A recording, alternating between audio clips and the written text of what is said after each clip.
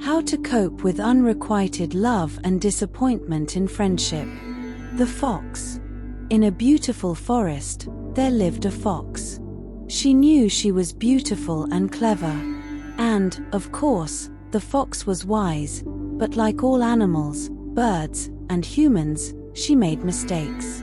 The fox was lonely deep in her soul. After all, the fox had no mate. Her heart yearned for love. But life offered her only numerous tasks and responsibilities. And the fox had a lot to do. The fox had kits that required her care and attention, and she had no one to share these responsibilities with. The fox had elderly parents who also required her care and attention. And only the fox could look after them. The fox had an important forest job that was highly valued and that she could not abandon. The fox had friends who only complained about life or were always busy with their work. And the fox was very sad that she had no one to rely on except herself. The fox had many tasks, but she had no beloved fox. And the fox's heart longed and yearned for love. As we remember, in the fox's heart lived a dream of great love. She would sit for hours at the edge of the forest, looking into the distance, and imagining how she would meet a wonderful fox who would become her life partner. This dream consumed her so much that the fox gradually stopped noticing everything else. She neglected her tasks, forgot about her friends and family, just to find time to dream of her ideal. But everything got much worse when a new, handsome, and stately fox actually moved into their forest. The fox instantly fell in love with him, though she knew nothing about him. She only saw how friendly he was in his interactions with her and how courteous he was with everyone else. The fox talked to him a few times and completely lost her head. For some reason, she decided he was perfect. She knew very little about him, wanted to know more, but during subsequent conversations, the fox remained closed off and spoke very little about himself. The fox became so absorbed in her fantasies about the fox, their love, and their future, that she completely neglected her family and tasks. She spent whole days waiting to talk to the fox, making plans, and uselessly dreaming about their relationship. On one difficult day, it was very hard for the fox to endure her feelings of loneliness. Her unrequited love felt especially painful that day. She was lonely because the fox showed no attention to her. Feeling deeply sad and wanting to share this burden with friends, she went to the forest river to meet her friend the otter and seek support from her. "Hello, Otter, I want to share my problems with you," said the fox to her friend the otter when they met on the bank of the forest river.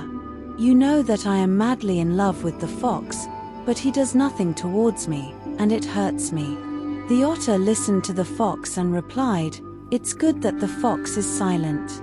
Because with these males, there are only problems. I always suffer with my husband, he does everything wrong. You should be glad, fox, that you are still alone." "Okay," said the fox disappointedly and surprised, and they parted ways. The fox left the otter feeling upset. Sad thoughts overwhelmed her. "I wanted support and comfort from my friend the otter. But she always only talks about herself and her problems. When she had problems, I comforted her. But she can't do the same for me, and that makes me very sad. She doesn't hear me, because it is hard for me with the unrequited love of the fox. And the otter says I should feel joy. But I feel what I feel. And that means my feelings are true. How bitter it is for me that I can't share with the otter. It means our relationship is not mutual. I will try to talk to my friend the squirrel. Maybe she will understand me." And the fox went to the tallest tree in the beautiful forest. On this tree lived the fox's friend, the squirrel. "Hello, squirrel, I want to share my problems with you," said the fox to her friend the squirrel when they met by the tree. "You know that I am madly in love with the fox, but he does nothing towards me, and it hurts me." "Hello, Fox," replied the squirrel. "You know that autumn has come and we urgently need to stock up on food for the winter. So let's work and gather supplies, and we will talk about feelings another time." "Okay," said the fox, and with that, they parted. The fox became even sadder after this conversation. "The squirrel never wants to talk heart to heart with me, even though I always listened and supported her before. Now she is busy with her work and cannot spare 5 minutes for me, even though I so much wanted to get support from her."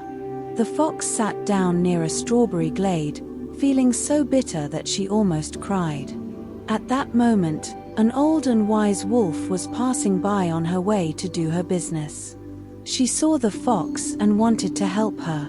"What happened, my dear?" gently asked the old wolf to the fox. Seeing the care and tenderness in the wolf's eyes, the fox started to cry. The wolf, seeing this, gently stroked the fox's head and back with her paw, patiently waiting for the tears to stop. Finally, the fox's tears dried up, and she was able to speak. "Dear wolf, I feel so heavy-hearted. I am unrequitedly in love with the fox. I have abandoned everything and just dream about him. And all in vain, because he remains silent. I am ashamed that I have neglected the kids, parents, home, and work.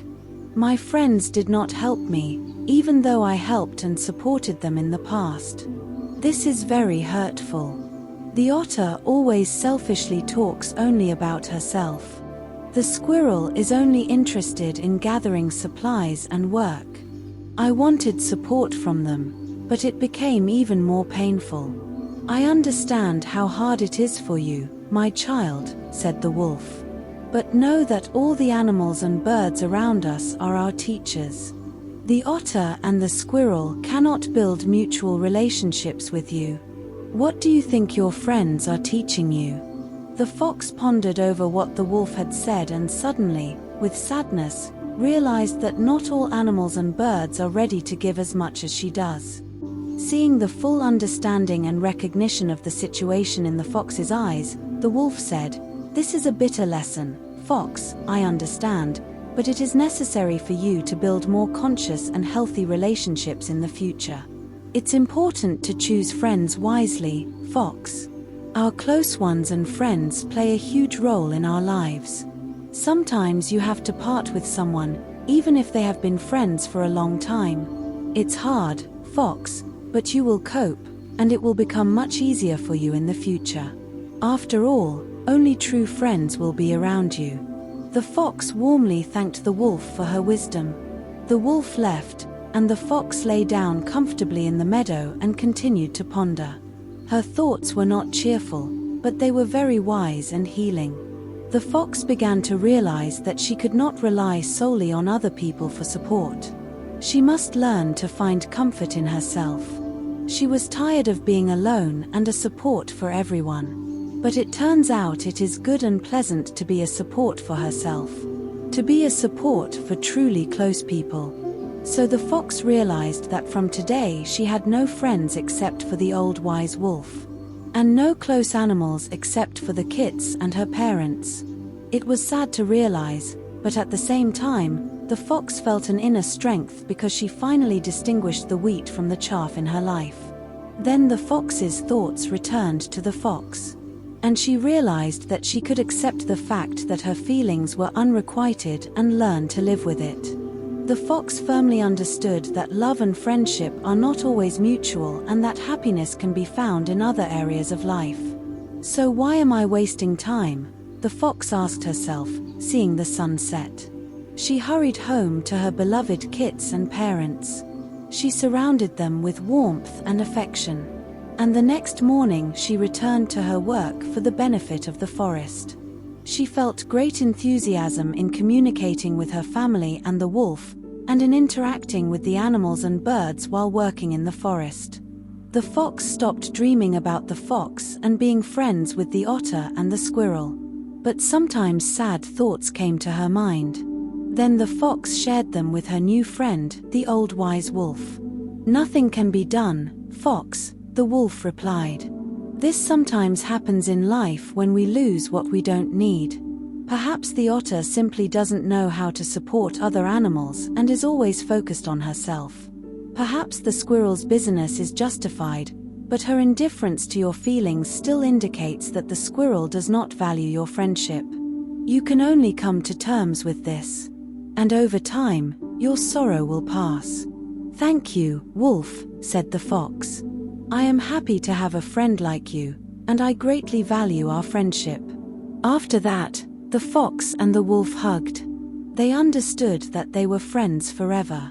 So the fox lived her life little by little. She cared for her family, was friends with the wolf, and worked for the good of the forest. One sunny day, the fox felt very happy.